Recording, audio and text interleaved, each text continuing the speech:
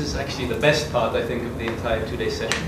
The consultants are always good, but I think nothing beats hearing what your peers are doing, and we have, I think, an exceptional panel today.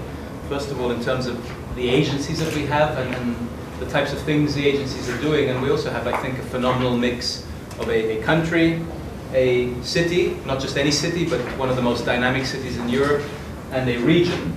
So there's a very good combination, and I think there should be something in this discussion for everyone. One of the challenges here is where to start. There are so many, from my perspective, interesting topics and so many things that we could be speaking about that it's difficult to find a place to start. But I would like to start perhaps with something that Claus said, and this relates to value propositions. And most agencies talk about value propositions, trying to find value propositions to attract investors, and it's difficult enough finding value propositions and defining value propositions. But I think very advanced investment promotion actually involves doing what Claus is doing, which is not just finding and defining value propositions, but creating. In other words, shaping the product rather than just working with the product that you already have.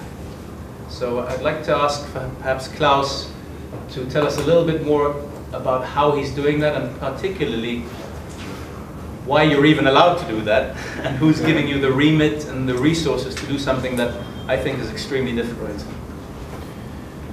Well, maybe I should start just in a completely different spot, and that would be to go back to China, where I lived for a couple of years. Because if you look at China and what they have done and how they have grown double-digit over the past 30 years, it has been with one very simple and very direct value proposition.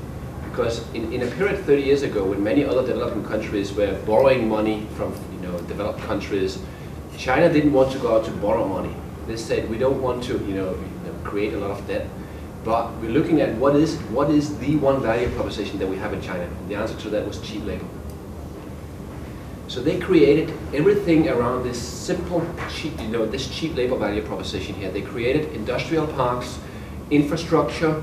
They had, airports, harbors, international schools, living quarters, and they have manufacturing sites, plug-and-play manufacturing sites. And then they said to the foreign investors, we have all the cheap labor you want here, and by the way, for the first 5 years you get, a tax cut or whatever here, right? Extremely clear and very, very interesting value proposition. Now we can't do that in Denmark. But the reason we can do something, and coming back to the way that we organize this, that we are not tied directly to the local government. We are actually an independent organization. And that gives us a bit more liberty to do some things here. For example, it gives us the liberty to direct our activities towards what we think it takes to create the growth here. So when we get our basic funding from the region, from the politicians here, we actually gear that with 100% from other sources. This allows us to go into other activity areas like the talent area, like creating clusters, like building these value propositions here. And I should add, it's not only us building the value propositions, but we're driving the initiative. So we're driving that we get the Smart City Test Center here, for example, requires that you get universities, science parks, infrastructure investors, local government, etc., together around this value proposition. So before you can take it international, you need to secure your local stakeholders first and get them together on this idea here. And once you can do that, once you have that, then you're ready to, then you have a product you can go out and sell.